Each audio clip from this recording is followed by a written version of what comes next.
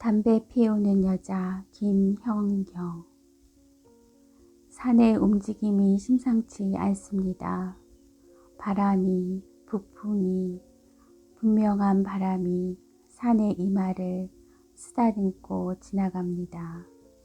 바람의 손길 아래서 산은 더 많은 바람을 불러 모으는 국거리 동작으로 온몸을 뒤척이고 있습니다. 아무래도 오늘 밤 안으로 저 산이 비를 불러올 것 같습니다. 푸른 머리채를 휘저으며 온몸을 뒤척이며 산이 기우제를 올리는 모양입니다. 저 빨래 건조대가 또 비를 맞겠군요. 보이세요? 저기 옆집 베란다에 놓인 빨래 건조대 말입니다. 빨갛고 굵은 테두리에 그 사이를 가로지르는 희고 가는 쇠 막대기로 이루어진 빨래 건조대. 단순한 형태의 무생물이지요. 그러나 어쩌다 시선이 닿을 때마다 저 물체가 살아있는 생물처럼 보이곤 한답니다. 앙상한 뼈를 드러낸 채 굶주림과 추위에 떠는 짐승처럼요. 여기서 지금 무얼 하느냐고요? 네, 저도 빨래를 거들어 나왔습니다. 심상치 않은 저 산의 움직임이 비를 몰아오기 전에 빨래를 거두려고요. 여기 이 노란 원피스는 딸아이의 것입니다. 지금은 피아노 학원에서 체르니를 연습하고 있을 겁니다. 흰색 와이셔츠들은 남편의 것이지요. 아마 그이는 오늘도 늦을 겁니다. 제가 알 수 없는 마음의 깊고 구불구불한 길목들을 이리저리 걷다가 늦게서야 집으로 돌아오겠죠. 지친 걸음, 어쩌면 취한 걸음으로 말입니다. 그런데 빨래는 걷지 않고 여기 앉아서 무엇을 하느냐고요? 글쎄요, 빨래를 걷기 전에 그 전에 이 연기가 보이세요? 제 몸 안을 한 바퀴 돌고 허파와 심장의 내부까지를 쓰다듬은 다음 천천히 날숨과 함께 빠져나가는 이 뿌연 기체가 보이세요? 제 몸을 벗어나자마자 저토록 바삐 바람을 따라 사라지는 저 기체 말입니다. 그렇습니다. 저는 지금 담배를 피우고 있습니다. 이렇게 베란다에 나와 담배를 피울 때면 이따금 레테강을 건너는 사신이거나 명부의 깊은 곳을 내려가고 있는 오르페우스가 떠오릅니다. 위태롭지요. 다시 이 세상으로 돌아오지 못할 것 같은 위태로움 때문에 더 깊이 담배 연기를 들이마십니다.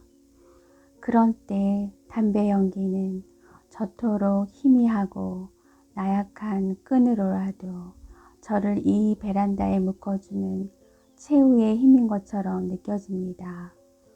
잠깐만요. 이제 괜찮습니다. 재채기요?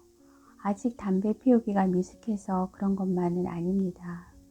제게서 빠져나가 사라져버리는 저 기체를 잡고 싶어. 아니, 저 기체를 따라가고 싶어. 그래서 재채기를 하기도 하나 봅니다. 저 베란다가 빈 이후부터 빈 베란다에 빨래 건조대만 덩그러니 혼자 남겨지게 된 이후부터 담배를 피우기 시작했습니다. 채 석 달이 되지 못했지요. 담배를 피우면서부터 또 하나 이상한 습관이 생겼습니다. 바로 이겁니다. 아무 때나 아무 대상도 없이 혼자 중얼거리는 바로 이 버릇입니다. 쌀을 안 치다가도 빨래를 널다가도 머리를 감다가도 혼자 무어라 중얼거리곤 합니다. 들을 대상이 없어서 되돌아오지 않는, 중요하지 않아 허공에서 흩어지는 그런 무의미한 말들을 계속하는 겁니다. 빨리 그런 자신을 발견하고 그 버릇을 스스로 통제할 수 있게 된 건 나이가 주는 미덕일 겁니다. 적어도 남편과 아이가 있는 앞에서는 그런 버릇을 내보이지 않지요. 그 여인 때문일 겁니다. 지금은 굶주린 짐승 같은 빨래 건조대만 놓인 베란다, 저 베란다에 있던 여인 때문일 겁니다. 늘 곱게 화장을 하고 꽃무늬가 예쁜 홈드레스를 입고 그 위에 또 레이스가 고운 앞치마를 두르고 그런 모습으로 베란다에 나와 남편의 와이셔츠며 아들의 태권도복을 널곤 하던 여인이었습니다. 때로 머리에 머리수건을 쓰고 있기도 했습니다. 삼각형 모양의 꼭지점이 목덜미 쪽으로 차르르 늘어뜨려지는 그런 머리수건을요. 왜 여성 잡지들에 나오는 행복을 편하게 드러내고 있는 여인들의 모습 아시죠? 그런 모습을 상상하시면 될 겁니다.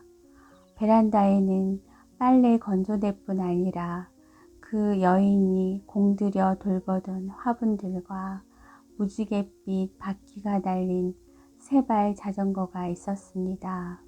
빨래를 널다가 화초를 손질하다가 베란다 너머로 시선이 마주치며 입꼬리를 양쪽으로 당겨 올리며 웃어 보이곤 했습니다.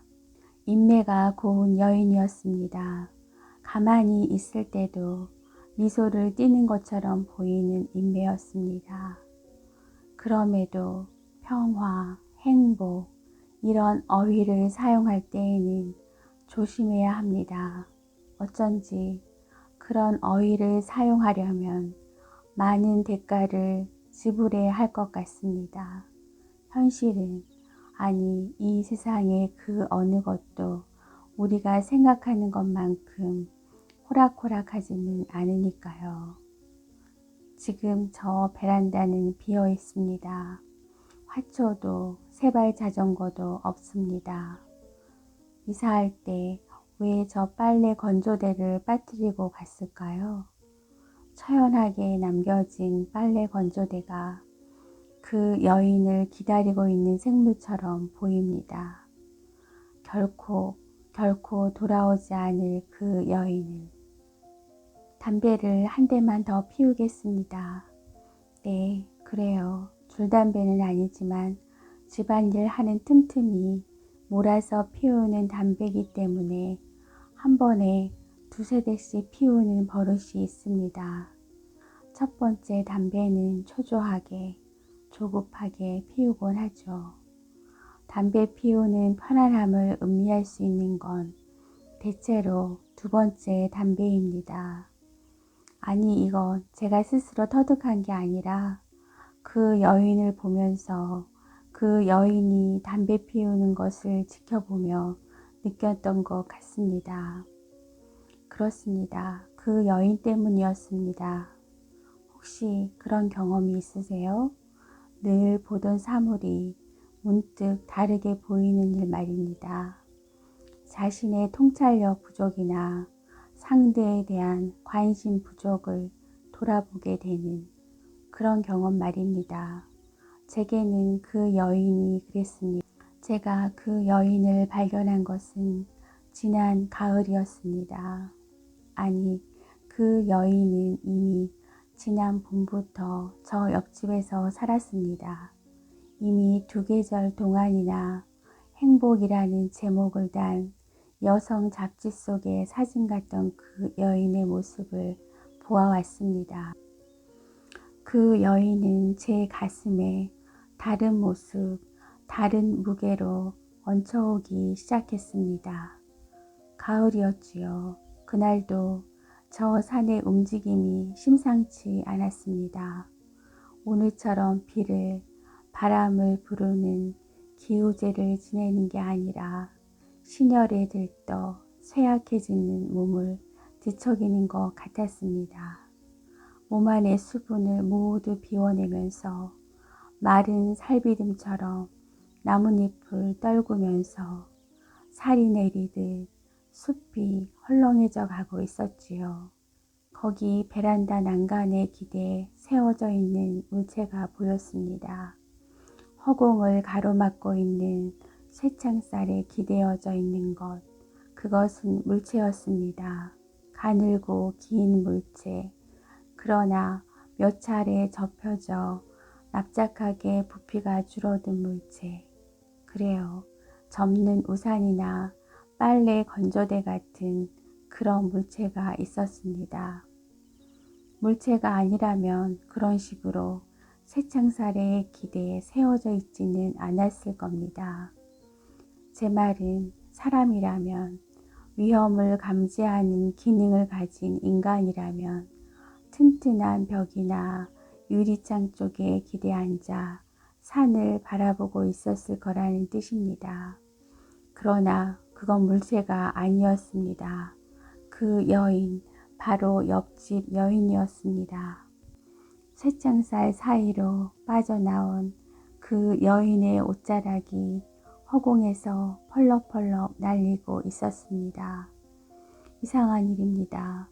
그때 제가 왜 위기감을 느꼈을까요? 절벽의 가장 끝을 딛고 있는 사람이거나 조금씩 끊어지다가 마지막 한 가닥 실오라기만 남아있는 밧줄을 잡고 있는 사람이거나 급류에 휩쓸려 사라지기 직전에 물구비 사이로 잠깐 보이는 사람, 그런 영상이 떠올랐습니다. 모르겠습니다. 왜 그랬는지는. 어쩌면 그 여인의 자세 때문이었는지도 모릅니다. 저는 다만 바라보고 있었습니다. 그 여인을 부를 수도, 그 여인에게 말을 건넬 수도 없었습니다. 여인은 허공의 난간에 기대 앉아 자신의 집으로 들어가는 큰 유리문을 바라보고 있었습니다. 집에서 쫓겨난 아이처럼 크고 투명한 유리창 너머로 고스란히 들여다 보이는 자신의 집을 바라보고 있었던 거지요. 아이들이 자주 손가락을 입에 무는 버릇이 있는 것처럼 처음에는 저도 그 여인이 손가락을 입에 물고 있는가 싶었습니다. 서쪽으로 지는 해가 그 여인 주변을 희뿌염하게 감싸고 있어 사물이 잘 분간되지 않았습니다. 그런데 아니었습니다. 그 여인 주변으로 흰 연기가 피어오를 때에야 그 여인이 입에 물고 있는 희고 긴 물체가 손가락이 아니라는 것을 알았습니다. 거기서 저는 모든 것을 다 보았던 것 같습니다. 아니, 이런 말은 조심해야겠군요. 누군가의 무언가를 다 본다는 것은 불가능합니다. 인간이란 겹겹의 양파거나 굽이굽이 휘돌아가는 우렁쉥이 같은 존재지요. 그럼에도 저는 제가 보고 있는 것의 실체, 제가 보고 있는 장면의 본질, 그런 것을 파악했던 것 같습니다. 짐작할 수는 있었지만 이해할 수는 없었습니다. 늘 행복해 보이던 여인이었으니까요. 저는 그 여인이 새 담배에 불을 붙이는 것을 보며 조용히 그 여인이 눈치채지 못하도록 조용히 집 안으로 들어섰습니다. 그 여인이 얼마나 더 거기에 앉아 몇 대나 되는 담배를 더 피웠는지는 모릅니다. 세탁기를 한 통 돌리고 잘 탈수된 빨래를 안고 다시 베란다로 나갔을 때 그 여인은 보이지 않았습니다. 그 후로도 여인은 조금도 다름이 없었습니다. 예전과 똑같이 고운 드레스에 앞치마를 입고 베란다에서 빨래를 널곤 했습니다. 탁탁 힘있게 빨래를 털어 손수건조차도 두 귀가 잘 맞도록 단정하게 펴서 널곤 했습니다. 어쩌다 시선이 마주치면 희미하게 웃어 보이곤 했지요. 고운 인매로 행복이라는 제목을 달 만한 미소를 지어 보였습니다. 저도 예전과 똑같이 그 여인을 대했지요. 그 여인이 베란다 난간에 쭈그리고 앉아 떨면서 담배 피우는 모습 따위는 꿈에도 본 적이 없다는 듯이 말입니다. 그러나 말입니다. 모든 것이 예전과 똑같아지지는 않았습니다. 그날 이후 이따금 베란다에 나와 앉아 담배 피우는 그 여인의 모습을 보곤 했지요. 대체로 저녁이었습니다. 앞치마를 입고 머리수건을 쓰고 금방 팔을 다듬거나 생선을 굽다가 나온 것 같은 모습으로 그 여인은 담배를 피우곤 했습니다. 쇠창살에 기대앉아 발끝을 내려다보거나 유리문에 기대서서 먼 산을 바라보면서 말입니다. 산이 점차 어두워지는 산이 웅크린 짐승의 모양으로 보일 때까지 그 여인은 꼼짝없이 서 있기도 했습니다. 한 달에 한 번쯤은 그런 날이 있는 모양입니다. 달이 부풀어 오르고 바닷물이 차오르고 고기들의 뱃속에서도 노랗고 토실토실한 알들이 자라나는 그런 날이 있지요. 제가 베란다 문을 열고 나갔을 때 그 여인이 먼저 저쪽 베란다에 나와 있었습니다. 그 여인은 쇠창살 난간에 온몸의 체중을 실은 채 잠든 듯 웅크린 산의 등허리를 건너다보고 있더군요. 푸르스름한 달빛에 목덜미가 희게 두드러져 보였습니다. 그 흰 살빛이 기화하여 날아오르듯 여인의 주변으로 희고 푸르스름한 기운이 퍼지고 있었지요. 여인은 제게 고개를 돌리더니 연기처럼 푸슬푸슬한 웃음을 지어 보였습니다. 때로 담배 한 대로 위안이 되는 일도 있어요. 바람처럼 스쳐 지나가는 그러나 무언가 절박함의 기미가 묻어나는 그런 말투였습니다. 그 여인도 알고 있었던 모양입니다. 제가 그 여인이 담배 피우는 모습을 지켜보곤 했다는 사실을 말입니다. 여인은 다시 산 쪽으로 고개를 돌려 쓰다듬는 듯한 눈빛으로 산의 등허리를 훑으며 담배 연기를 뿜어냈습니다. 처녀 적에 직장에 다닐 때 그때 배웠어요. 하루 종일 일하고 퇴근해서 빈집으로 돌아갈 때면 벌써 마음이 어수선하게 허공으로 떠오르곤 했어요. 담담한 말투였습니다. 아니, 단단한 말투였지요.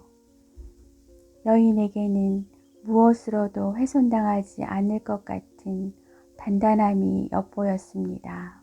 그날 여인은 베란다 난간에 허리를 대고 상체를 베란다 바깥으로 많이 내밀고 오래도록 그런 자세로 있었습니다. 저는 위험해 보인다고 말했습니다. 그렇게 온몸의 체중을 받아내기에는 그 철제 난간이 좀 허술해 보였습니다. 제 말이 무색해질 만큼 곱고 담담한 웃음이었습니다. 그런 여인이 있었습니다. 웃음이 고운 여인. 웃을 때면 담배 연기를 뱉어내듯 입을 오므리는 여인. 아니, 담배를 피울 때조차 웃는 것처럼 보이는 여인. 그런 여인이 있었습니다. 지금은 비어있는 저 베란다에. 이 담배를 끄고 저도 이제 들어가 봐야겠습니다. 딸아이가 피아노 학원에서 돌아오기 전에, 그이가 퇴근해 돌아오기 전에 제 자리로 돌아가 있어야 합니다. 저 산이 기어이 비를 불러왔군요. 어두운 허공을 희끗희끗 그리고 번들번들하게 잠식해 들어가는 덜 진화된 생물 같은 물체, 저것이 비군요. 그런 비가 제 발치로도 밀려드는군요. 저 빨래 건조대가 다시 비에 젖고 있군요. 아니, 옆집 베란다 전체가 비를 맞고 있습니다. 마치 비를 기다렸다는 듯이 온몸을 열고 비바람을 불러들이는 모양입니다. 저 빨래 건조대를 어루만지던 여인의 모습이 떠오릅니다. 빨래 건조대를 폈다가 접었다가 그 쇠 살들을 어루만졌다가 어두운 빗줄기 사이로 그 여인의 움직임이 희끗희끗 드러나 보입니다. 잠깐만요. 담뱃불을 좀 붙여야겠습니다. 이런 바람이 아직도 저 산의 기우제에 맞추어 춤을 추나 봅니다. 성냥이 눅진해진 모양입니다. 옆집 여인은 라이터를 싫어했습니다. 아니, 성냥을 더 좋아했지요. 성냥을 켜서 유황이 다 탄 다음 성냥 대가리가 검은재로 구부라져 내린 후에 담뱃불을 붙이곤 했습니다. 불에 타는 나무 향기, 담배에 불을 당길 때 맡아지는 나무 향기가 좋아요. 다들 잠든 모양입니다. 저기 온 힘을 다해 비바람을 불러들이는 산, 저 숲에 깃들어 있던 새들은 다 어디로 갔을까요?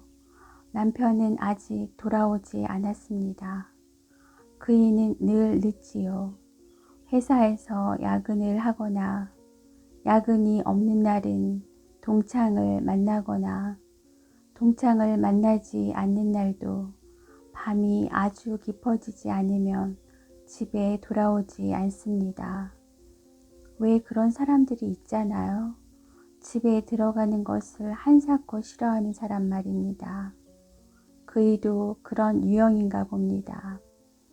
그래도 하루에 한 번씩은 집에 들어와 옷을 갈아입고 콩나물국을 마시고 다시 나갑니다. 이따금 일찍 들어오는 날도 있긴 합니다. 그런 날 퇴근하여 잠자리에 들 때까지 그이가 하는 말은 모두 3마디 정도입니다. 식탁에 앉으면서 밥 먹자. 컴퓨터가 있는 방으로 들어가면서 커피 한 잔 줄래? 한참 만에 그 방에서 나와 침대에 누우면서 자자. 그동안 저는 설거지를 하고 커피를 타고 딸아이의 세수를 도와주고 남편의 와이셔츠를 다립니다. 부부란 같은 방향을 바라보며 같은 길을 걷는 것이라고 하던가요? 그런 말을 들으면 저는 부끄럽습니다.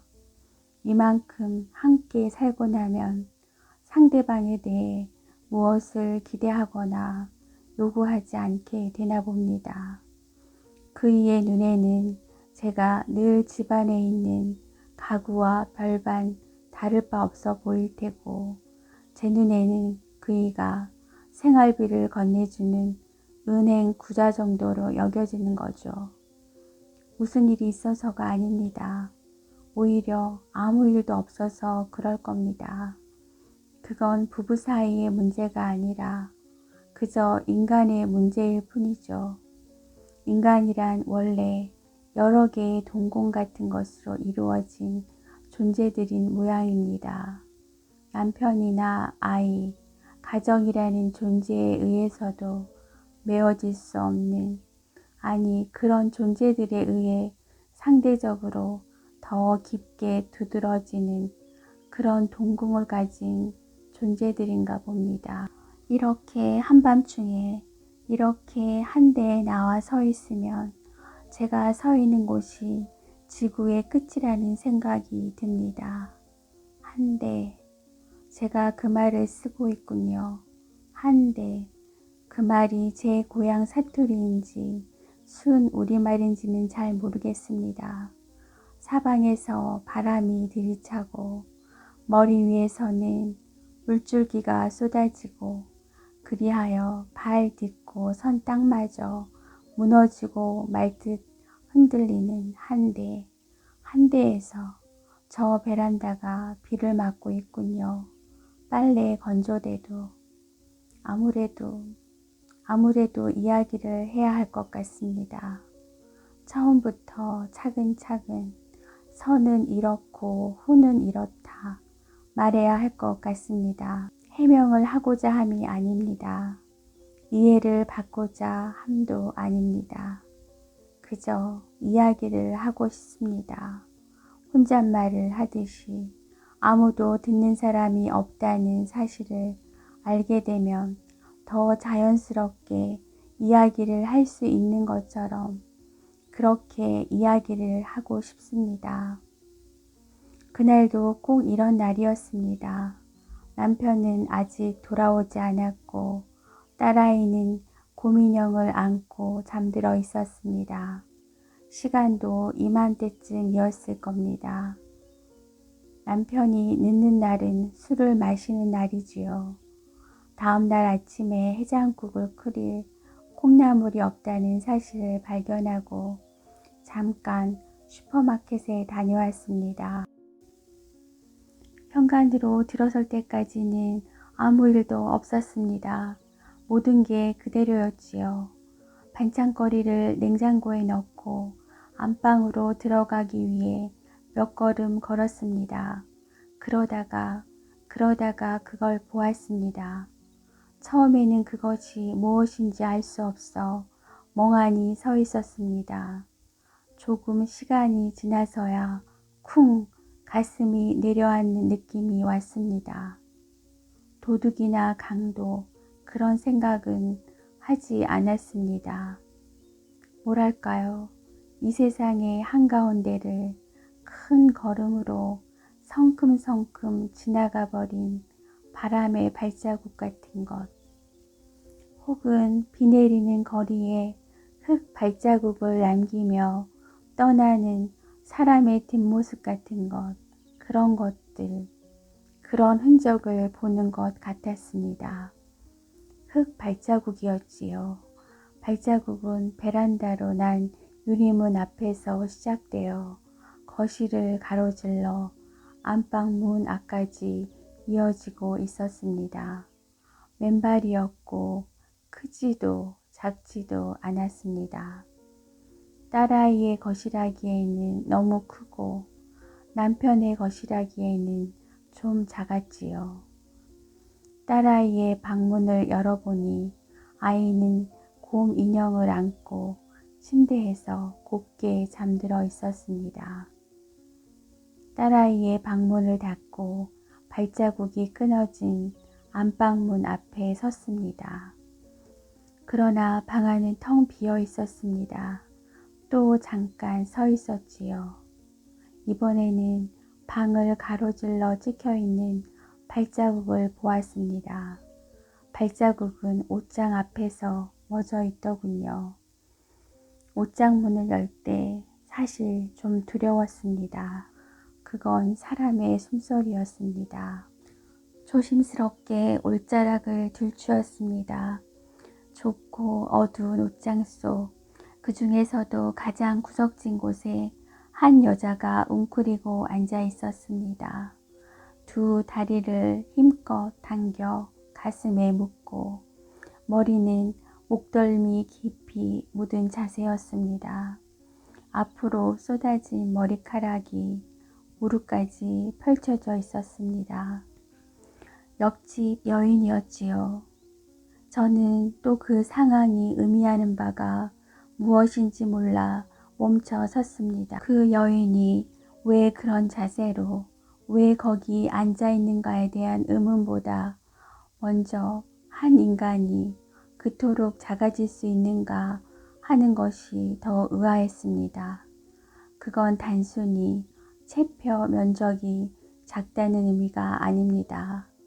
인간으로서의 존엄성이나 자연스러움, 그런 것들을 모조리 거세당한 상태, 인간이라고 말할 때 떠올릴 수 없는, 어떤 모습도 없는 그런 상태를 의미합니다. 궁지에 몰려 떨고 있는 보잘것없는 짐승, 그것의 형상뿐이었습니다. 괜찮아요. 저예요. 여전히 떨리는 여인의 어깨를 진정시키듯 더 힘주어 잡으며 저는 최대한 부드러운 목소리를 냈습니다. 떨림은 천천히 그리고 조금씩 가라앉았습니다. 저는 옷장 안에 그 여인과 마주보는 자세로 걸터앉아 다른 손으로 여인의 등을 쓸었습니다.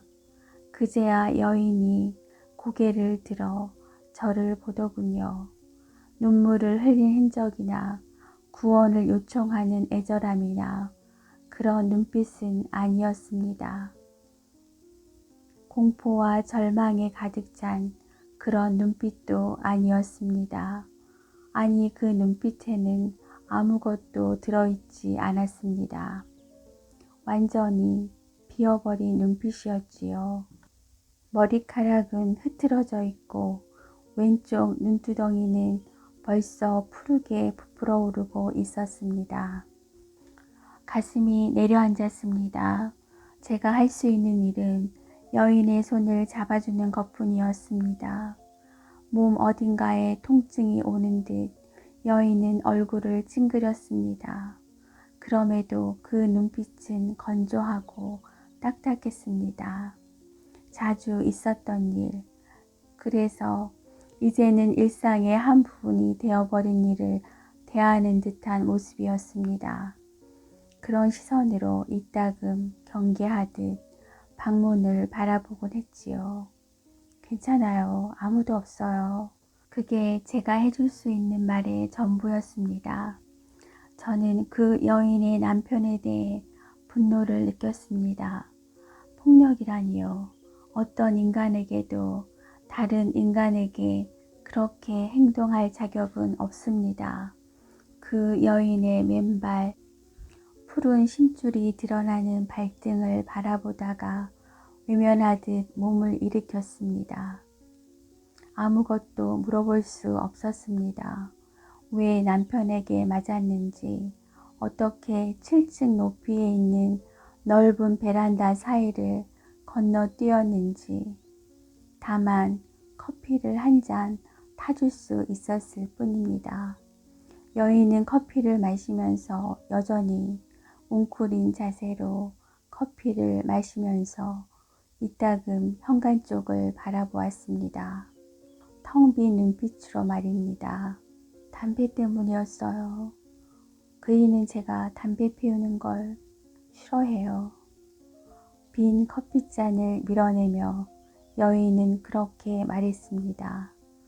오직 담배를 피운다는 사실이 그렇게 한 사람을 구타하고 저 위험한 베란다를 건너뛰어 도망치게 하는 그런 잘못이 되는 걸까요? 저는 또 아무 말도 하지 못했습니다. 그이가 잠깐 담배를 피우러 간 사이에 도망쳤어요. 그냥 맞고 있다가는 죽을 것 같아서. 여인은 이제 희미하게 웃어 보이기까지 했습니다. 그 웃음에서 어쩐지 냉소와 자기 혐오 같은 게 느껴졌습니다. 담배 피운다는 이유로 아내를 구타하는 그 남편은 역시 담배를 피우는 사람인가 봅니다. 저는 말없이 커피잔을 챙겨 들고 돌아섰습니다. 담배 없죠? 등 뒤에서 여인의 목소리가 따라왔습니다. 등줄기로 소름 같은 것이 쓸려 내려갔습니다. 자신은 담배를 피우면서 담배 피우는 아내를 구타하는 남편도, 혹은 그런 폭력과 굴욕을 당하고도 다시 담배를 찾는 아내도 모두 이해할 수 없었습니다. 이해할 수 없었지만 그래도 저는 경대 서랍에 있는 남편의 담배를 꺼내다 주었습니다. 여인은 담배와 라이터를 챙겨 들고 베란다 쪽으로 가더군요. 그러나 베란다로 나가지는 못한 채 그 문 앞에 웅크리고 앉아 담배를 피웠습니다. 담배 연기를 문 밖으로 뱉어내며 자신의 집 쪽으로 귀를 기울이곤 했습니다. 그 여인이 담배 한 대를 채 피우기도 전이었습니다. 현관에 달린 초인종이 울리기 시작한 것이 저는 몹시 놀랐습니다. 아니, 초인종 소리에 놀란 게 아니라 초인종 소리를 들으며 화들짝 움츠러드는 그 여인의 모습을 보며 놀랐습니다. 여인은 반사적으로 담배를 눌러 끄더군요. 잘못을 저지르다 들킨 아이처럼 말입니다. 그러고는 황급히 두 손을 내저었습니다. 담배 연기를 날려보내려는 동작 같기도 하고 저를 저지하는 동작 같기도 했습니다. 문을 열지 말라는 뜻처럼 보이기도 하고 자신이 없다고 말하라는 뜻처럼 보이기도 했습니다. 잠시 사방을 두리번거리더니 손가락을 입 위에 수직으로 세워 보이며 안방으로 들어갔습니다. 네, 그랬습니다. 안방으로 숨어드는 여인의 옷자락을 보며 누구에게라고 할 것 없는 분노를 느꼈습니다. 그건 인간의 행동이 아니었습니다. 인간으로서의 존엄성이라고는 조금도 찾아볼 수 없는 동물의 행동, 동물 중에서도 작고 약한 동물의 행동이었지요. 저는 현관문 앞으로 다가가 최대한 침착한 어조로 물었습니다. 누구세요? 남편은 아니었습니다. 그이는 현관 열쇠를 가지고 있어 직접 문을 따고 들어오거든요. 문 밖에서는 잠시 대답이 없었습니다. 불빛 흐린 아파트 복도로 긴 생물 같은 바람이 지나가는 소리만 들렸습니다. 누구세요? 다시 한번 묻는데 제 목소리가 떨리더군요. 두려움에도 전염성이 있는 모양입니다. 저쪽에서는 쉽게 대답이 없었습니다. 얼마간 간격을 두었다가 다시 한번 묻는데 그제야 거의 동시에 저쪽에서 말이 건너왔습니다. 네, 저 옆집 기철이 아빠인데요. 기철이 아빠, 역시 그 여인의 남편이었습니다. 믿을 수가 없었습니다. 불과 얼마 전까지 광포한 폭력을 휘두른 사람이라고는 믿을 수 없을 만큼 침착하고 온순하고 예의 바른 목소리였습니다. 그런데요, 저는 되도록 짧게 물었습니다.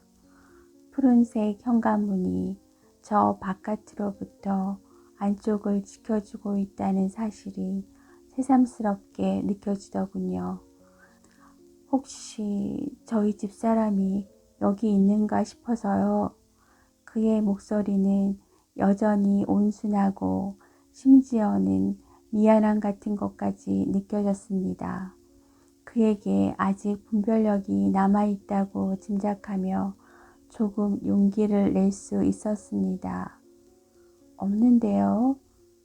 현관 바깥에서는 아무 소리도 들리지 않았습니다. 네, 알겠습니다. 그런 대답이 돌아올 줄 알았는데 아무 소리도 들리지 않았습니다. 저는 현관 이쪽에 서서 여전히 바깥 기척을 살피고 있었습니다. 한동안 문밖이 조용했습니다. 그가 말없이 돌아갔는가 하는 마음으로 조심스레 현관으로부터 몸을 돌렸습니다. 그때였습니다. 여기 있다는 거 압니다. 빨리 내보내세요. 세부치로 된 현관문을 통해 한번 걸러져 들리는 소리인데도 그 소리가 구체적이고도 생생한 힘이 되어 등을 쳤습니다. 이번에는 제가 가만히 있었습니다. 몸이 굳어서 말을 할 수 없었을 뿐더러 아무것도 판단할 수 없었습니다. 계속 잡아떼야 하는지, 경찰을 불러야 하는지, 그 여인에게 결정하도록 해야 하는지. 그러나 한 가지 분명한 것은 저토록 광포한 사람에게 그 여인을 내어줄 수 없다는 점이었습니다. 여보, 빨리 나와. 목소리는 조금 더 낮아졌지만 억눌러져 더 커진 분노가 담겨 있었습니다. 저는 현관을 벗어나 주방 쪽으로 걸어갔습니다. 식탁에 앉아 물을 한 잔 마셨지요. 아무래도 경찰을 부르는 게 나을 것 같았습니다. 여보, 다시 한번 그 남편의 목소리가 들리자 마치 남편의 부름에 대한 대답처럼 그 여인이 방문을 열고 나오더군요. 여전히 겁먹은 표정이었습니다. 저는 그 여인에게 도로 들어가라고 손짓했습니다. 그의 남편이 투시력이라도 가지고 있어 현관 저편에서도 거실 안을 훤히 보고 있는 듯 말입니다. 그러나 여인은 조심스럽게 걸어 제 옆으로 오더군요. 여보, 거기 있다는 거 알아. 내 말 듣고 있지? 그건 무슨 공포극의 한 장면 같았습니다. 문 밖에서 이야기하는 사람의 목소리는 점점 낮아지고 있었지만 문 안쪽에 있는 사람들은 공포에 결박되어 숨조차 크게 쉬지 못하는 그런 장면 말입니다. 여보, 내가 잘못했어. 정말 미안해. 한 번만 당신이 이해해줘. 문 밖의 목소리는 이제 애원처럼 들렸습니다. 온몸으로 진저리 같은 것이 지나가더군요. 그 교활함에, 그 이중성에 한 인간이 그토록 금방 다른 얼굴을 내보이시다는 사실에 다시 공포를 느꼈습니다. 여인은 떨구듯 고개를 숙이더군요. 그러고는 두 팔로 머리를 짚고 오래도록 미동이 없었습니다. 그런데 이상한 일입니다. 제가 점점 더 문 밖에 서 있는 사람에 대한 공포와 분노에 사로잡히는 동안 그 여인의 얼굴이 편안해지는 것이었습니다. 여보, 제발, 여보. 그러고는 상황이 정반대가 되었습니다. 그 남편이 약자가 되어 애원하고 있고 그 여인이 연민의 표정을 지으며 그를 받아들여야 할지 어떨지를 갈등하는 입장이 되어 있었습니다. 제가 아직도 그 돌변한 상황에 대해 제대로 이해하지 못하고 있을 때 그 남편이 다시 한번 여보라고 부를 때 그 여인이 식탁에서 몸을 일으키더군요. 저를 잠깐 내려다보고는 현관을 향해 몸을 돌렸습니다. 이번에는 제가 고개를 숙였습니다. 답답하고 이해할 수 없었지요. 그이는 제가 없으면 잠을 자지 못해요. 그게 무엇이었을까요? 사랑? 관성? 모르겠습니다. 한 가지 분명한 것은 그때 제가 몹시 부끄러웠다는 겁니다. 무엇에 대해 그리 부끄러워했는지는 지금도 생각하는 중입니다. 인간의 본성에 대해, 삶이라는 것의 동공에 대해, 혹은 인간에 대한 제 이해의 깊이에 대해 모르겠습니다. 그 모든 이해 불능의 상황에서 저는 단 한 가지 부끄러움만을 느꼈을 뿐입니다. 잠깐 나왔습니다. 잠에서 깨면, 아니, 잠에서 깨기 위해서는 한 대의 담배가 필요합니다. 남편은 아직 잠들어 있습니다. 그이는 새벽 3시쯤 만취해서 들어와 옷도 벗지 않은 채 잠들었습니다. 늘 그렇듯이 제게 등을 보인 자세로 말입니다. 그이는 그런 자세로 자는 게 습관이라고 합니다. 그런 습관이 들게 된 생물학적 이유에 대해서도 설명하곤 하죠. 반달 모양의 위장이 오른쪽으로 둥글게 늘어져 있기 때문에 그런 자세로 누워야 위장에 부담을 주지 않는다는 겁니다. 남편의 습관이 왜 제게는 또 하나의 벽처럼 느껴지는 걸까요? 그 벽 옆에서 저는 눈을 뜨고 누워 있었습니다. 바람이 잦아들고 산의 뒤척임이 진정되는 기미를 느끼면서 그냥 누워있기만 했습니다. 그러다가 창밖이 희뿌염하게 밝아오는 것을 보았습니다. 결국 잠을 한숨도 못 잔 것 같습니다. 새벽에 첫 담배, 공복에 피우는 담배는 건강에 치명적이라고 하더군요. 그렇지만 새벽에 피우는 첫 담배의 맛은 그 위험 부담을 모두 감수할 만큼 매혹적인 데가 있습니다. 저는 이제야 그 여인이 왜 그토록 담배를 버리지 못했는지 이해할 것 같습니다. 이렇게 아무도 없는 새벽 베란다에 나와 담배를 피울 때면 일상의 발길에 걸리는 자잘한 돌멩이들이 모두 담배 연기와 함께 휘발되는 것을 느낀답니다. 남편의 늦은 귀가나 저의 불명 같은 것까지도요. 그 여인이 궁금하다고요? 네, 저도 그 여인이 궁금했습니다. 그 밤 이후 그 여인이 보이지 않았으니까요. 유치원에 다니는 아들도 보이지 않았습니다. 처음에는 앓는가 보다 생각했습니다. 다음 날에는 집을 나가는가 싶었습니다. 이틀이 지나자 별의별 생각이 다 들었습니다. 다시 구타를 당하고 병원에 입원했는가, 아예 방 안에 갇혀 한 발자국도 나오지 못하고 있는가, 심지어는 아주 극단적인 곳으로까지 치닫는 생각에 저 자신이 놀라기까지 했습니다. 사실 그러고 생각하니 저는 그 여인에 대해 아는 게 거의 없었습니다. 고향도 나이도 이름도 모르고 있었습니다. 기철이 엄마라는 것, 기철이가 우리 딸아이와 비슷한 또래니까 그 여인은 저와 비슷한 연배일 거라는 것, 그리고 결혼 전에는 직장 생활을 했다는 것, 그 정도밖에 아는 게 없었습니다.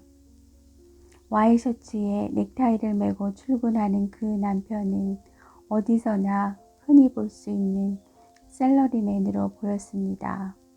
그 여인이 없는 집에서도 아침에 출근했다가 저녁에 퇴근하는 조금도 흐트러짐 없는 생활을 하곤 했습니다.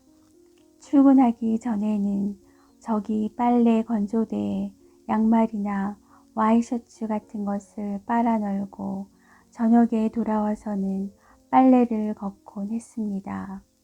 식사도 늘 집에 돌아와 하는 것 같았습니다. 아무런 변화도 아무런 동요도 없어 보였습니다. 참으로 이상했습니다.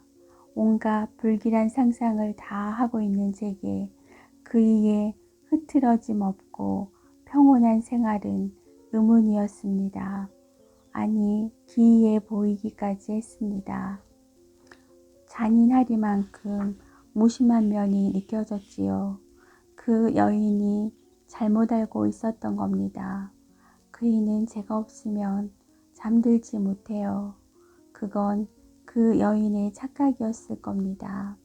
한 일주일쯤 혼자 온갖 망상을 키워나가다가 급기야 경찰에 신고해야 하지 않을까 생각하던 때에 그 여인이 저 베란다의 모습을 나타냈습니다.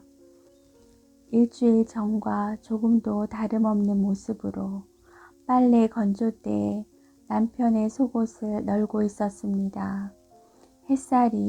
화사한 햇살이 그 여인 주변으로 크고 넓게 내려앉고 있었습니다. 처음에는 반가움과 다행스러움, 그런 감정이었습니다.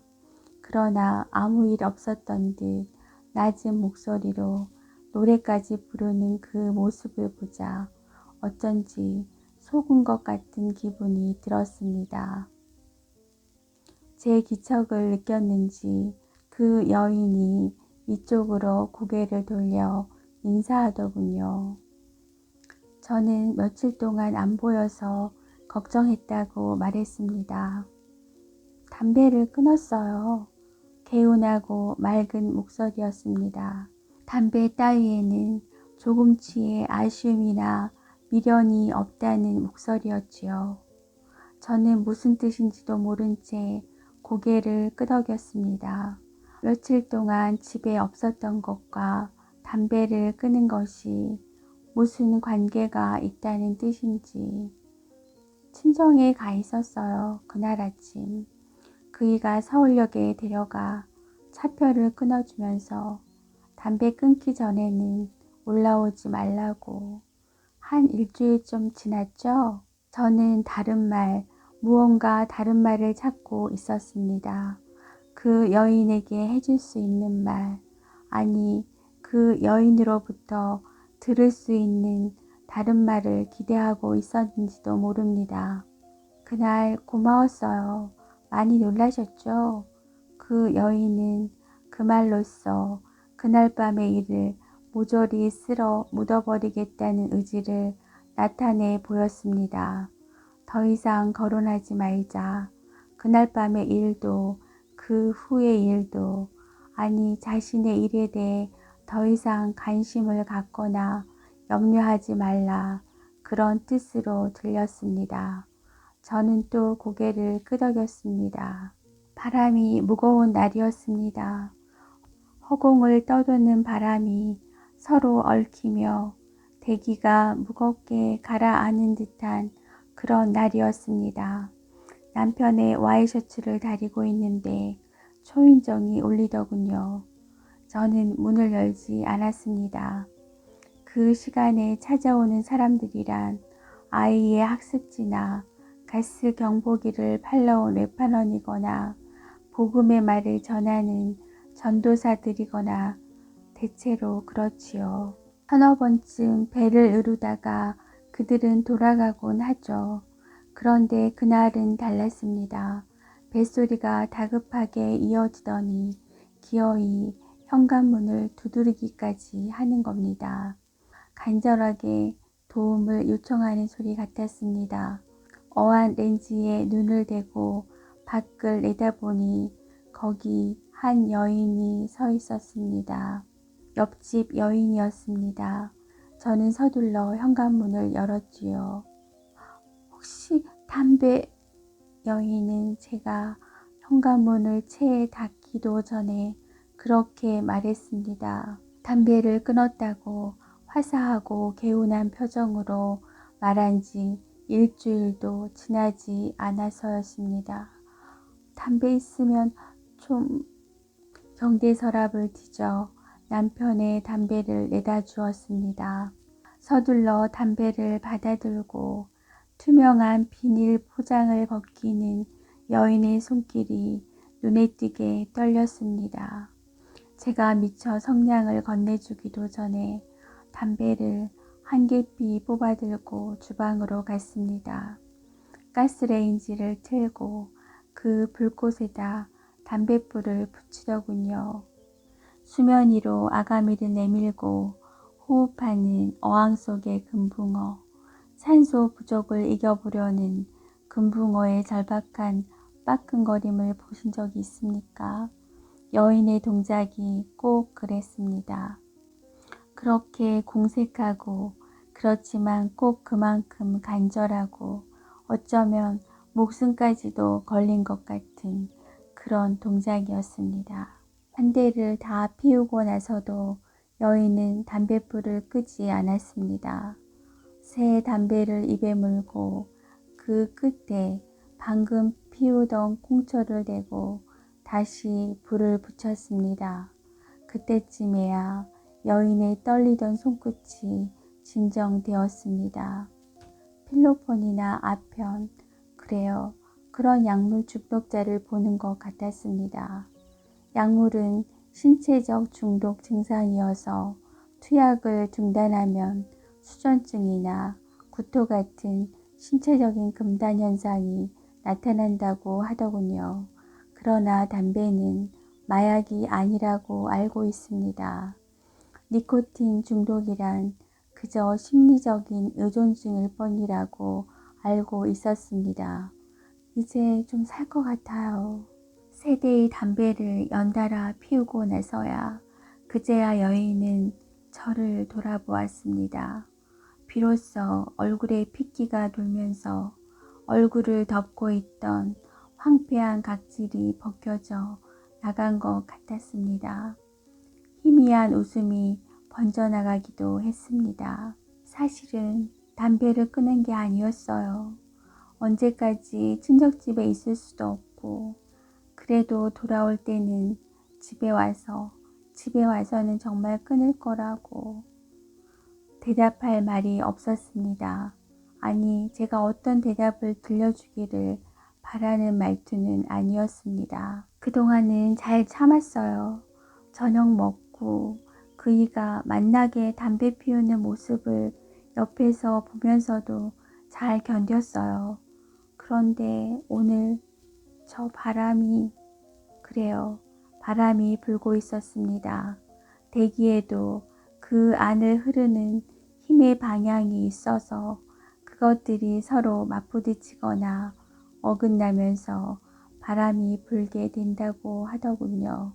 그 여인의 내부에서도 무언가가 그렇게 회오리치며 엉기고 있었던 모양입니다.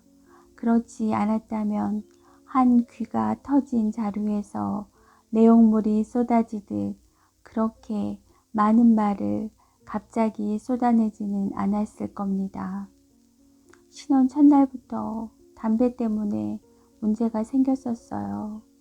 중매 결혼이었는데 그동안 저는 그이에게 담배 피운다는 사실을 말하지 않았어요.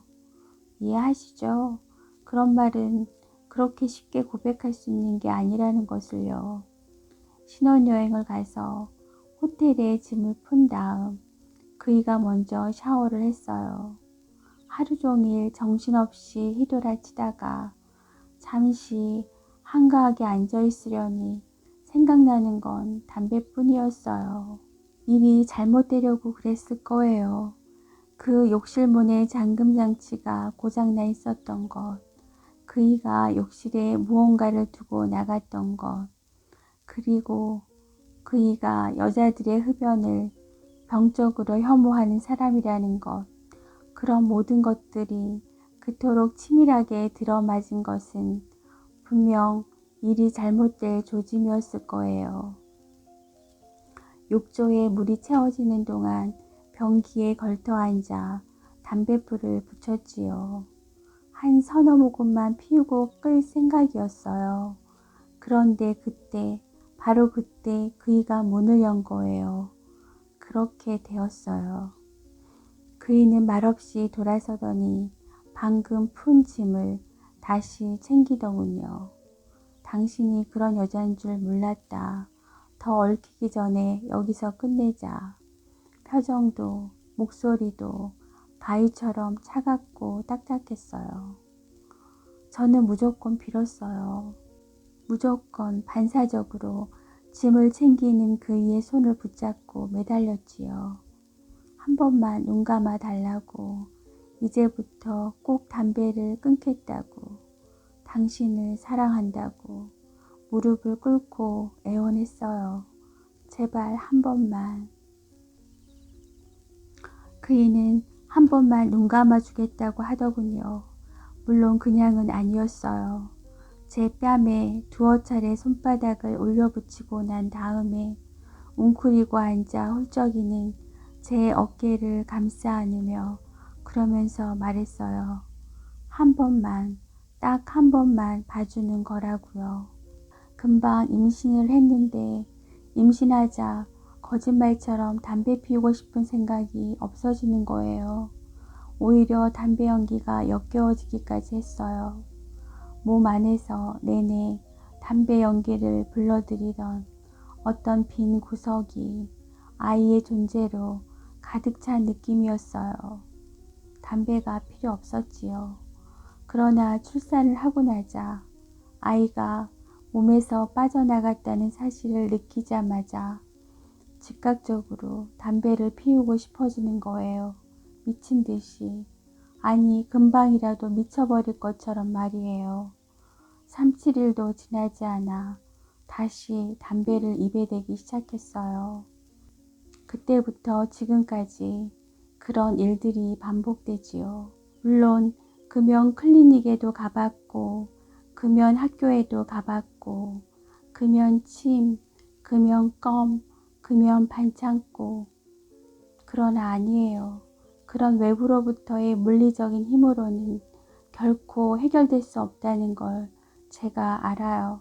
솔직히 말하면 담배 끊기가 아까워요. 저는 그 여인의 시선에 붙잡히듯 멈춰 섰습니다. 담배 한 대 더 피우세요. 그리고 앞으로 담배 피우고 싶을 때 언제든지 우리 집에 들르세요. 그 후 여인은 저희 집으로 담배를 피우러 오곤 했습니다.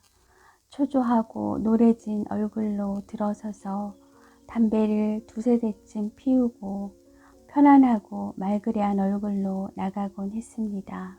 오전에 우리는 함께 커피를 마시기도 했습니다. 때로 저 음악을 틀어놓고요. 바람이 다시 검은 구름을 몰아오고 있습니다. 그 여인은 늘 앞치마를 입고 머리수건을 쓰고 방문했습니다. 그 무렵에야 저는 그 여인이 옷 위에 또 한 겹 옷을 입는 이유를 알았습니다. 담배 냄새 때문이라고 하더군요. 옷이나 머리에 담배 냄새가 벨까봐 그렇게 앞치마와 머리수건으로 무장한다고 했습니다. 저녁마다 앞치마와 머리수건을 벗어 빨고 남편이 돌아오기 전에 양치와 샤워를 꼼꼼히 한다더군요. 그리고 남편이 좋아하는 향수를 뿌리면 그러면 괜찮다고 했습니다. 그런 이야기를 하며 여인은 은밀히 웃었습니다. 저도 공모자의 웃음을 나누었지요. 물론 그때도 저는 아직 담배를 피우지는 않았습니다. 그것이 잘못이었을까요? 그 여인의 흡연을 진심으로 이해하고 그 여인의 존재를 진심으로 받아들이고 그 여인과 진정한 공모자가 되지 못한 것, 그게 아직 제가 담배를 피우지 않았기 때문일까요? 만약 그랬다면, 만약 그때 제가 담배를 피웠더라면, 그러면 그 여인이 저 베란다를 떠나는 일은 일어나지 않았을까요? 모르겠습니다. 다만 저를 이해해 달라고 부탁할 수 있을 뿐입니다. 누구나 혼자 있는 시간이 필요한 때가 있을 겁니다. 거의 한 달 이상을 하루에 서너 차례씩 담배 피우러 오는 여인과 마주해야 하는 사람에게도 얼마간의 불편함이 있었을 거라는 점을 이해해 주세요. 아무 시간에나 당연하고도 당당하게 들이닥치는 사람이 있다고 생각해 보세요. 샤워를 하고 있을 때, 중요한 통화를 하고 있을 때, 방문객이 있을 때, 언제든 찾아오는 사람이 있다고 생각해 보세요. 언제부터인가 저는 후회하고 있었던 것 같습니다. 그 여인에게 저 현관문을 개방한 사실에 대해서요.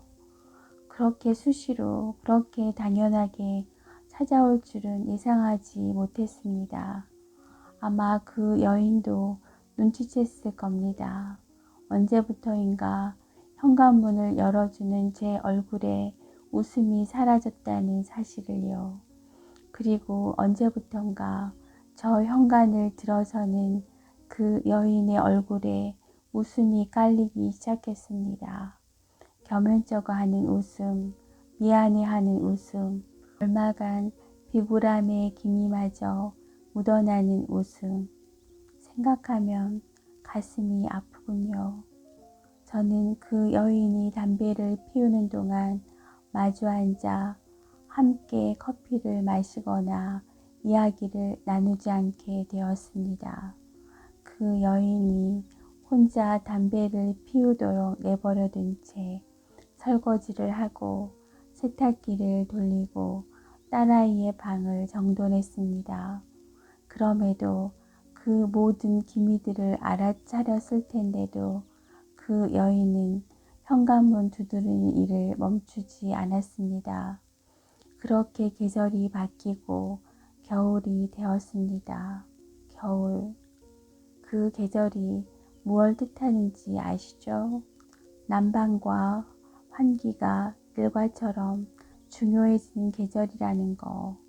그 여인이 담배를 피우는 동안 창문을 열어두어야 하고 그 여인이 돌아가고 나서도 집안에 담배 냄새가 빠질 때까지는 한참 동안 더 찬바람을 맞아야 했습니다. 꼭 그것 때문은 아니었겠지만 딸아이는 감기에 걸렸고 남편은 집안에서 나쁜 냄새가 난다고 투덜거렸습니다. 그러던 어느 날이었을 겁니다. 그 여인이 김장김치가 잘 익었다면서 김치를 한 보시기 들고 현관에 들어섰습니다. 저는 그 여인의 얼굴에 깔린 웃음과 김치 보시기를 외면했습니다. 그렇게 빤히 속셈이 들여다 보이는 행동, 저는 그걸 참 견디지 못하는 성격인가 봅니다. 평소에는 그저 물에 한번 씻어서 요리하던 콩나물을 그날은 하나하나 다듬었지요. 대가리에 씌어져 있는 껍질도 벗기고 잔뿌리가 달려있는 꽁지도 떼어내고 참 왜 그랬는지 모르겠습니다. 아니 그때 이미 그러고 있는 자신에게 화가 나 있었습니다. 그 여인의 방문을 정중하게 거절하지도 못하고 그렇다고 그 여인의 존재를 진심으로 받아들이지도 못하고 고작 그 정도밖에 되지 못하는 제 크기에 더 많이 실망하고 있었을 겁니다. 물론 그 여인에게도 화가 나 있었지요. 남편과 터놓고 이야기한 다음 당당하게 담배를 피우거나 남편의 뜻을 받아들이기로 했으면 담배를 끊거나 제가 식탁에 앉아 콩나물을 다듬는 동안 그 여인은 베란다 문간에 앉아 두 대째의 담배에 불을 붙였습니다. 웅크리고 앉은 뒷모습 위로 전날 남편과 팔짱을 끼고 행복한 모습으로 외출해서 돌아오던 그 여인의 모습이 겹쳤습니다. 혼돈스러웠습니다. 어느 쪽이 그 여인의 진정한 모습일까 그런 생각도 들었습니다. 열린 창으로는 찬바람이 밀려들어 담배 연기는 오히려 거실 안으로 쌓이고 있었지요. 천장에서부터 차곡차곡 쌓여 내려오는 담배 연기가 눈앞에 수평에 막이 되어 떠 있었습니다. 답답했습니다. 담배 연기가 제 가슴이 그 여인의 웅크린 뒷모습이 모두 답답했습니다. 창을 열어제치고 팔을 걷어붙이고 먼지 털이개를 들고 소리나게 먼지를 털고 싶은 그런 뜨거움이 가슴 밑바닥에서 꿈틀거리며 솟구쳐 올랐습니다. 그래서였을 겁니다. 불쑥 그런 말을 했던 것은. 왜 이렇게 살아요? 담배를 끊든가 남편을 떠나든가. 그 말을 할 때 저는 베란다 창을 바라보고 있었습니다. 창에는 어두워지는 대기를 배경으로 한 창에는 그 여인의 웅크린 모습이 고스란히 담겨 있었습니다. 왜 그런 극단적인 거부감까지 들었는지 모르겠습니다. 여인은 별다른 대답 없이 담배 연기만 뿜어내고 있었습니다. 믿을 수 없었습니다. 치욕과 폭력을 감수하면서도 그 모든 것을 사랑한다는 말도 그런 하찮은 것에라도 매달려 보려는 게 인간이라는 사실도 다 믿을 수 없었습니다. 다음 날도 그 다음 날도 또 그 다음 날도 그 여인은 저 현관을 노크하지 않았습니다. 저는 후회했습니다. 정중하게 거절하든가 말없이 이해하든가 둘 중에 하나를 택해야 했을 겁니다. 그런 식으로 옹졸하게 그런 식으로 상처를 주면서 그 여인을 떠나게 해서는 안 되었을 겁니다. 그 후 며칠 동안 저는 그 여인과 얼굴을 부딪힐 기회만을 기다리고 있었습니다. 자연스럽게 얼굴을 마주치면 그때 말하려 했습니다. 왜 요즘은 놀러 안 오세요? 그러나 그 말을 할 기회는 사라지고 말았습니다. 영원히 이 땅에는 그 말을 할 대상이 없습니다. 바람이 점점 광포해지고 있습니다. 그이는 또 술을 마시고 들어올 겁니다. 봄이 깊어지면서 그이는 아침에 시원한 콩나물국을 찾기 시작했습니다. 그이가 제게서 원하는 것은 콩나물국밖에 없으니까요. 네? 제가 담배를 너무 많이 피운다고요? 그렇군요. 이게 벌써 넉 대째군요. 인간은, 아니 인류는 늘 무엇인가 기대어 살 것이 필요했을 겁니다. 에덴의 이브에게는 사과가 필요했고 비탈진 밭을 일구던 아낙네들에게는 한 자락 노래가 필요했을 겁니다. 어지러운 속도감을 견뎌야 하는 현대인들에게도 술이나 담배가 필요하지요. 제가 진저 그날 그 일이 있던 날 저는 바로 이 베란다에 나와 있었습니다. 지금처럼 이렇게 늦은 시간이었습니다. 늘 그렇듯이 남편은 아직 귀가하지 않았고 저 앞산도 추위에 떠는 짐승처럼 몸을 한껏 웅크리고 있었지요. 저도 웅크리고 서서 그 여인을 생각했습니다. 그 여인이 저희 집에 오지 않은 지 열흘쯤 지나가고 있었습니다.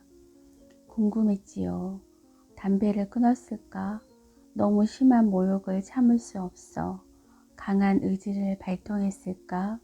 그런 생각을 하고 있었습니다. 그런데 바로 그때 저 베란다에서 작은 소란이 느껴졌습니다. 유리창이 열리는가 싶더니 검은 물체가 튀어나왔지요. 검은 물체는 베란다로 나와서는 곧장 이쪽으로 방향을 잡아 몇 걸음 달려왔습니다. 좁은 베란다니까 달린다 해봐야 몇 걸음이나 되었겠습니까? 그런데 달리던 물체가 멈추어 섰습니다.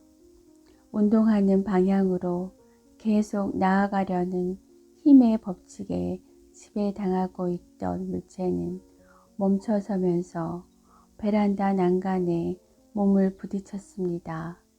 저쪽 베란다는 어두웠고 이쪽 베란다에는 불이 켜져 있었습니다. 저는 저쪽 베란다의 물체를 아직 분간하지 못했지만 저쪽 베란다의 물체는 분명하게 저를 보았을 겁니다. 제가 저쪽 베란다 난간에 부딪힌 물체가 그 여인이라는 사실을 발견하는 데는 얼마간 시간이 필요했습니다. 물론 시간이라고 해봐야 고작 2, 3초 정도였겠지요. 그 여인은 저 베란다를 건너뛰려 했던 것 같습니다.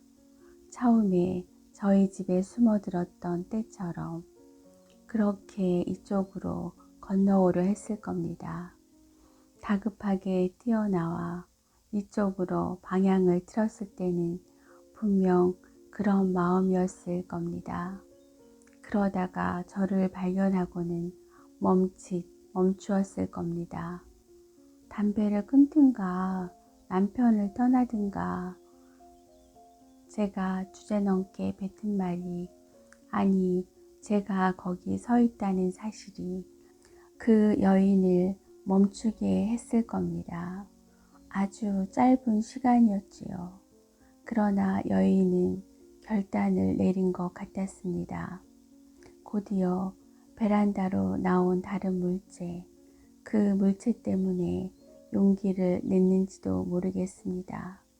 아니, 그건 용기가 아니라 절박한 상황에 처한 짐승이 마지막으로 몸을 뒤트는 그런 동작이었습니다. 여인은 베란다 난간으로 올라서려 하더군요. 저는 벌써 땀이 배어나는 주먹에 힘을 주고 있었습니다. 그 여인이 무사히 베란다를 건너뛰어 이쪽으로 오기를 바랐습니다. 이쪽으로 오기만 하면 다시는 그 남편에게 돌려보내지 않으리라 벌써 그런 다짐을 하고 있었습니다. 저쪽 베란다 난간에 올라서서 그곳을 차고 오른 물체는 그러나 이쪽 베란다까지 닿지 못했습니다. 저쪽 베란다와 이쪽 베란다의 중간쯤에서 문득 사라지고 말았지요. 이어 아주 절망적이고 우물한 짐승의 울부짖음 같은 것이 들려왔습니다. 그 여인이 낸 소리였는지, 그 남편이 낸 소리였는지, 혹은 제가 지른 비명이었는지 알 수 없었습니다. 높은 곳에서 물체가 떨어져 내리는 둔중한 소리요. 그런 것도 듣지 못했습니다. 몸의 모든 감각이 일순간 마비되었던 모양입니다. 외부로부터의 어떤 자극도 몸 안으로 들어오지 못하는 제 몸이 일순간 검고 딱딱한 덩어리가 되어버린 것 같았습니다. 정신을 차렸을 때는 베란다 난간에 허리를 꺾고 그 아래쪽을 내려다보며 울부짖는 그 여인의 남편이 보였습니다. 금방이라도 무게중심이 앞으로 쏠리면서 자루처럼 저 아래로 풀썩 내려앉을 것 같은 모습이었습니다. 저는 무너지듯 그 자리에 주저앉았지요. 모든 것이 순식간의 일이었습니다. 다 합해야 5초도 되지 않을 시간이었습니다. 저 앞에 보이는 산이, 거대하고 검은 산만이 그 모든 광경을 지켜보고 있었습니다. 지켜보면서도 여전히 아무 말이 없었습니다. 그 후 정신없는 날들이 지나갔습니다. 영안실, 경찰서, 장례식, 그 남편은 통곡을 하더군요. 영안실에서, 장례식에서, 그리고 집으로 돌아와서도 소리내어 울었습니다. 경찰에서는 자신이 죽였다고, 자신을 처벌해달라고 울부짖었습니다. 그 남편도 저도 제정신이 아닌 날들을 보냈습니다. 목격자, 그래요. 저는 한 여인의 죽음의 목격자였죠. 그래서 여러 차례 그 여인의 삶에 대해 증언해야 했습니다. 그 여인이 상습적인 흡연자였다는 사실과 이미 한 차례 베란다 난간을 건너뛰어 저희 집으로 숨어든 일이 있다는 사실과 그날 밤에도 역시 그 베란다를 건너뛰려 했다고, 그 남편이 뒤에서 민 것은 아니라고 경찰서에 가서 그렇게 증언했습니다. 경찰들은 저처럼 그 일을 믿을 수 없어 하지는 않았습니다. 오히려 그런 상황에서도 담배를 끊지 못한 그 여인을 따게 하는 눈치였습니다. 그러는 내내 저는 그 여인과 함께 모욕당하고 있음을 느꼈습니다. 가슴속에 토해낼 수 없는 딱딱한 것들이 쌓이는 것 같았습니다. 그러던 어느 날 발견했지요. 제가 남편의 담배를 꺼내 이렇게 피우고 있다는 사실을요. 가슴 안에 딱딱한 것이 쌓여 온몸이 돌덩이처럼 차고 딱딱하게 굳어가고 있다고 느껴지던 때, 그때 담배를 피웠을 겁니다. 처음 담배를 피웠을 때는 별다른 느낌이 없었습니다. 연기가 식도로 들어가 재채기를 심하게 했을 뿐이지요. 그 다음에야 목 내부에 두 줄로 나뉘어 있는 식도와 기도의 차이를 알게 되었습니다. 그이는 제가 담배를 피운다는 사실에 대해 별다른 말이 없었습니다. 당신 언제부터 담배 피웠어? 그렇게 묻고는 코를 골며 잠에 떨어진 일이 한 번 있었을 뿐입니다. 그 여인이 한결 현명하고 행복했을 겁니다. 담배도 그이도 똑같이 사랑해요. 그 말이 두고두고 되살아납니다. 이렇게 담배를 피우지만 저녁마다 남편을 기다리지만 저는 담배도 남편도 그다지 사랑하는 것 같지 않습니다. 그런 점에서 남편은 공정합니다. 늦은 귀가만큼 제게 무관심한 만큼 저의 흡연에 대해서도 관대합니다. 사건은 그렇게 종결되었습니다. 그 남편은 복덕방에 아파트를 내놓고 아파트가 아직 팔리지 않았는데도 다른 곳에 세를 얻어 이사했습니다. 이사하던 날 이삿짐 센터 사람들이 짐을 싣는 동안에도 그는 화단가에 앉아 담배만 피우고 있었습니다. 이삿짐이 다 실리고 트럭이 출발하기 전에 그는 몸을 돌려 제게로 오더군요. 그 사람이 얼굴이 반만큼 작아지고 살색도 검게 타 있었습니다. 미안합니다. 작고 힘없는 목소리였습니다. 그 사람이 제게 무엇에 대해 미안해하는지 알 수 없었습니다. 아내는 자궁암 수술을 받은 적이 있습니다. 저는 아내가 다시 병에 걸릴까봐 마치 고해성사를 하는 사람 같았습니다. 목소리가 떨린다 싶더니 얼굴이 일그러지더군요. 저는 입술을 깨물었습니다. 그래도 용서할 수 없었습니다. 그래요. 경찰서에서는 여러 차례 그를 위해 진술했지만 그의 행동을 완전히 수용한 것은 아니었습니다. 제가 제 자신을 용서할 수 없는 것처럼 그도 용서할 수 없다고 고집했습니다. 아내가 저를 남겨두고 먼저 이 세상을 떠날까봐 저는 늘 걱정이었습니다. 저는 아내 없이는 하루도 살 수 없을 것 같았습니다. 여전히 고개를 숙인 채 그는 몸을 돌렸습니다. 저를 보지도 베란다를 보지도 먼 하늘을 보지도 않았습니다. 허청허청 멀어지는 그의 등 뒤로 회오리 바람 같은 것이 날아올랐습니다. 회오리 바람에 쓸려 멀어지듯 순식간에 그의 모습이 흐려졌습니다. 눈앞에는 어둡고 깊은 구멍 같은 것만 남았지요. 사랑이 왜 그래야 했을까요? 아니, 인간의 마음이 왜 그랬을까요? 사방으로 휘몰아치는 비바람이 사났습니다. 오늘도 그이는 많이 늦을 모양입니다. 다시 이 세상으로 돌아오지 못할 것 같은 위태로움 때문에 더 깊이 담배 연기를 들이마십니다. 저 베란다가, 저 빨래 건조대가 다시 비에 젖고 있군요.